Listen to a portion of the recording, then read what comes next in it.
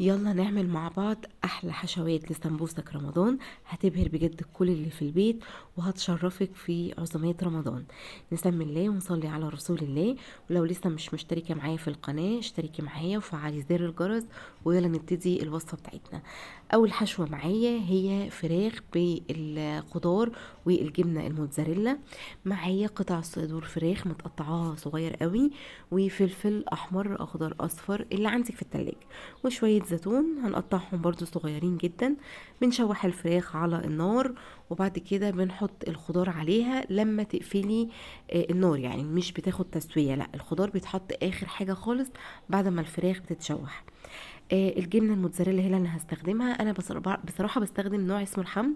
جربته اكتر من مره وكان كويس بالنسبه لي، بس خلي بالكم علشان في منه نوع جبنه طبيعي ونوع نباتي، فطبعا الطبيعي افضل واطعم بكتير بصراحه. هنستخدم بقى الصمغ بتاع اللي هنقفل بيه السمبوسك.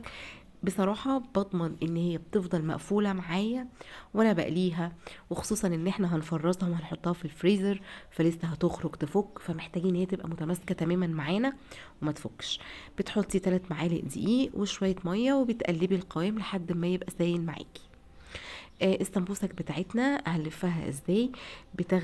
بتلفيها كده مرة يمين ومرة شمال لحد ما تبقى شبه القرطاس بتاعك، واحدة واحدة مع بعض كده علشان تعرفي تلفيها كويس.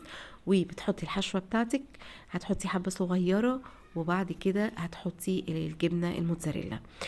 انا عايزه اقولك بجد الحشوه دي يعني اقل من نص كيلو صدور فراخ عملت معايا لفه كامله من السمبوسك. فبالنسبه لي انا كانت موفره جدا، وفي نفس الوقت حلوه قوي، بيبقى شكلها حلو على سفره رمضان، وبتبقى شكلها حلو كده، وفي نفس الوقت هي عامله زي البيتزا يعني، بيبقى طعمها حلو. كل الموجودين بجد هيحبوها، وكعزومات بتبقى انسب حاجه موجوده على سفرة رمضان. انا ما بحبش حشوة اللحمة المفرومة، يعني بصراحة عمري ما حبيت ان انا استخدمها. الحشوات اللي انا بستخدمها زي ما شفتوا كده حشوة الفراخ، وهنعمل مع بعض كمان حشوة جبنة كيري، بتبقى اطعم كتير. لكن اللحمة المفرومة احنا مخلينها بقى ايه لصواني الجلاش باللحمة المفرومة والرقاق، لكن السمبوسك بنحب ندلعها شوية كده ونخليها حشوات خفيفة بحيث تبقى طعمها حلو. حتى لو عملتي جلاش باللحمه المفرومه او كده، بتبقى دي حاجه ودي حاجه، يعني دي طعم ودي طعم، ما نبقاش مكررين نفس الطعم. انا عايزه اقولك برضو ان انتي تقدري تفرزيها في الفريزر. انا بفرزها اول رمضان وبتقعد معايا شهر رمضان كله. بجد بطلعها قبل الفطار بنص ساعة تفك شوية، وبعد كده بنقليها. معلومة برضو مهمة، طلعيها تفك تماما وبعد كده تقليها، لان هي ما بتاخدش وقت معانا في القلية، يدوب بس يبقى بتاخد بس اللون الذهبي. فلازم تفك الاول خالص علشان الحشو جوه ما تلاقيهوش ساقع او مجمد، فلازم نسيبها بجد براحتها ان هي تفك خالص وبعد كده نقليها.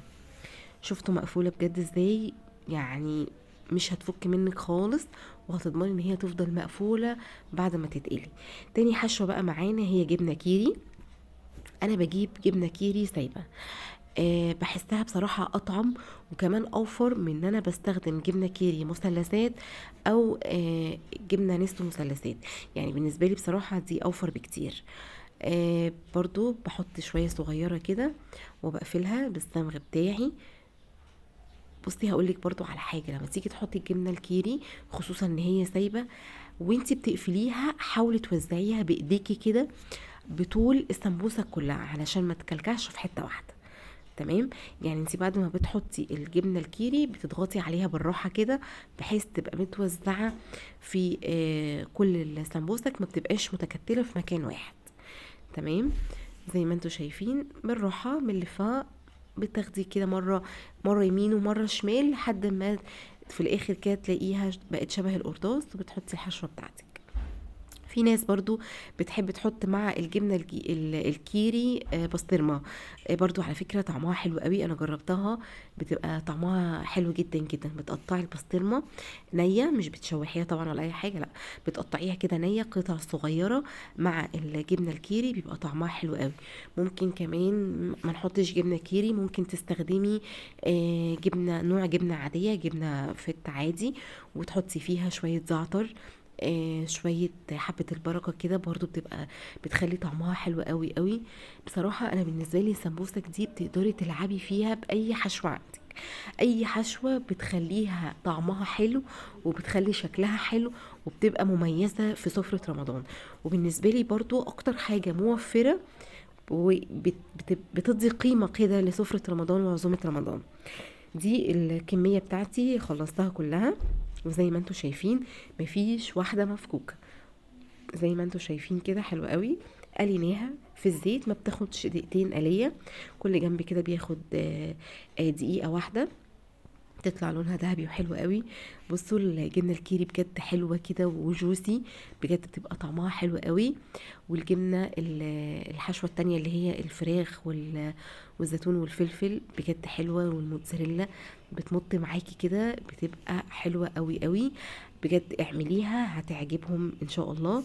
وكمان اللي بيوفر معايا الوقت والمجهود، بفرزها، بحط الكميه اللي بتناسبني على قد الفطار، بحط الكمية دي في علبة وبشيلها في الفريزر، وبطلعها قبل الفطار تفك، وبعد كده بقليها على طول. فبالنسبة لي بتوفر وقت ومجهود كبير. كل سنة وانتم طيبين، رمضان كريم. لو عجبك الفيديو اضغطي لايك وسبسكرايب. كل سنة وانتم طيبين، وكل يوم وصفة جديدة في رمضان.